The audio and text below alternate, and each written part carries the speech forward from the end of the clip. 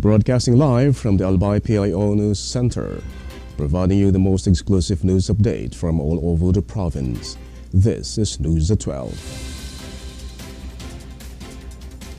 In the local scene, the Department of Social Welfare and Development's Pantawid Pamilyang Pilipino program and the Provincial Social Welfare and Development Office urged all 4-piece household beneficiaries to register their children aged 0 to 5 with the Philippine Identification System. This project emphasized obtaining identification for all members of 4-piece households, especially for children 0 to 5, to enhance access to crucial government programs. PhilSys registration will increase the number of children under 5 with national ID cards, aligning with monthly family development session compliance. Each authentication counts as one attendance necessary for Pantawid families to promote family values, health, nutrition, educational, and psychosocial needs. At the second quarter meeting of the Provincial Advisory Committee on May 23, 2025, the target beneficiaries for PhilSys registration in Albay is 491,575. Currently, 188,464 are registered, with a completion rate of 38.34%, with a variance of 303,111 or 61.66% that is targeted to be registered by the end of 2025. Additionally, the national ID increases efficiency, requiring only one ID for government services and streamlining transactions, bank account enrollment, and school enrollment.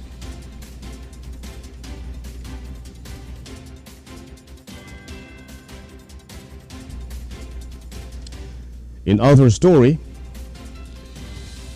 the Albay Provincial Health Office, through Maria Julian O. Garcia, the expanded newborn screening program coordinator, played an essential role in facilitating a 3-day ENBS actual heel prick training from May 20 to 22 in Legazpi City.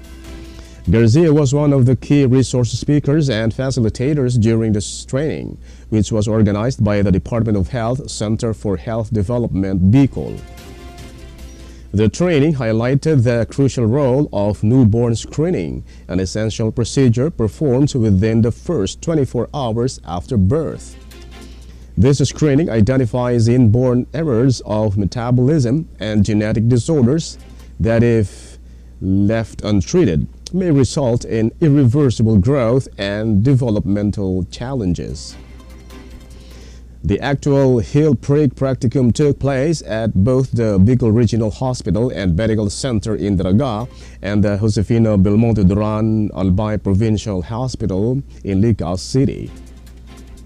This program seeks to improve the skills of healthcare professionals from designated newborn screening facilities throughout the region's provinces.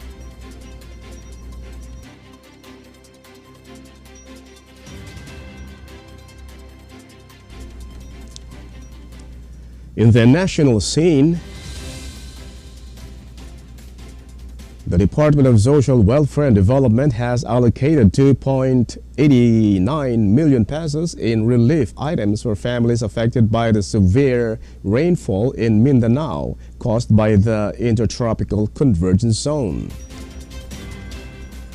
According to DSWD spokesperson Assistant Secretary Irene Dumlao, the DSWD field offices in the impacted areas are on high alert to ensure that family food packs and non-food items promptly reach the families. The DSWD SOCSERGEN successfully distributed FFPs to 376 families in the flood-affected Barangay Poblacion, located in the municipality of Carmen, Cotabato.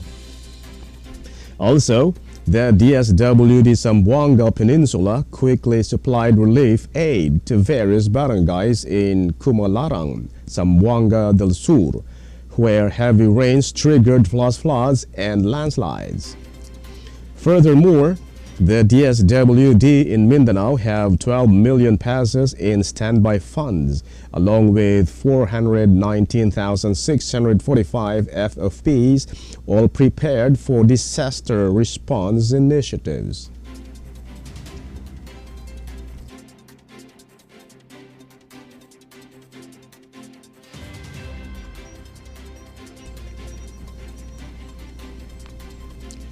In other story,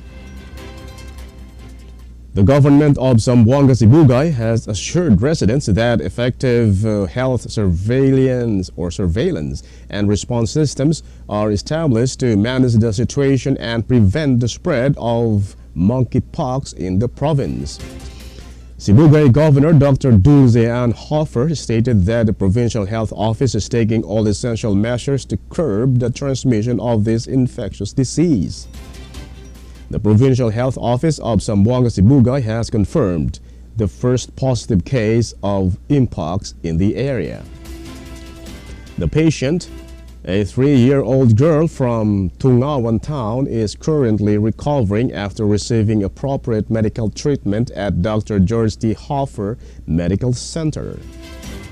Upon confirming the mpox diagnosis, the patient and her immediate family were placed under home quarantine on May 5, and contact tracing was promptly initiated to prevent further spread of the disease. All health facilities were instructed to activate their disease surveillance protocols, including the establishment of fast lanes. Mpox is a viral infection that usually resolves on its own and is transmitted through close, prolonged physical contact.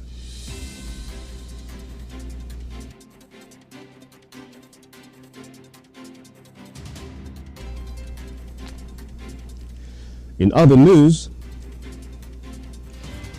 President Ferdinand Marcos Jr. has instructed all pertinent government agencies to speed up the construction of classrooms in the Ilocos region by utilizing public-private partnerships.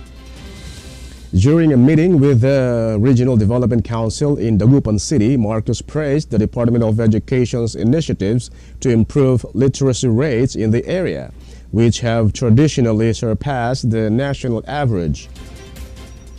Marcos noted that involving the private sector through public-private partnerships enables the faster and more cost-effective completion of public infrastructure and development projects. He further recommended that such arrangement be revived to hasten classroom construction. Previously, the DepEd suggested building nearly 3,000 classrooms in the Ilocos region from 2025 to 2030. Meanwhile, DepEd is actively working to fill vacant positions in the region and is also engaged in the annual creation and distribution of teaching materials.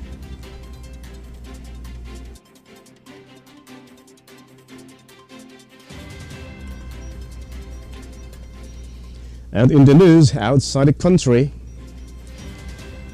Malaysia has called for the extension and expansion of post-earthquake ceasefire in Myanmar that is set to expire at the end of May, despite ongoing fighting that raises questions about its effectiveness.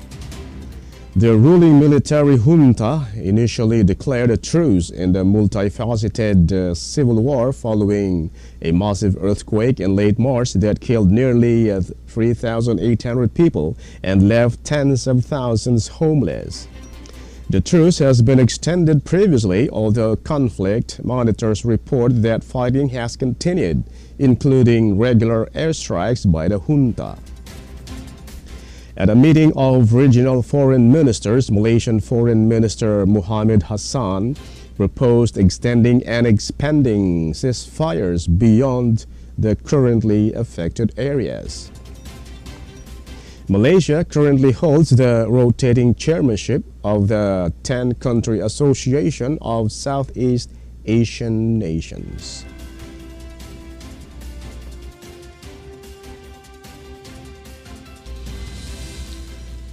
And finally, in the news outside the country, President Donald Trump signed a series of executive orders to boost nuclear energy in the United States, including rolling back regulatory processes on a still divisive technology. Trump's orders aim to accelerate the construction of new reactors and enhance domestic mining and enrichment of uranium, as the United States depends on imports for most of this crucial fuel. The U.S. president indicated that the focus would be on developing smaller reactors like those required by tech and artificial intelligence companies that have significant energy demands. The orders will also reform the U.S. nuclear watchdog to ensure it makes decisions on building new reactors within 18 months, amid reports that the White House found the regulator overly cautious. This initiative coincides with a growing interest in nuclear energy in the United States, despite the high cost of construction and the lingering political sensitivities following the 2011 Fukushima disaster.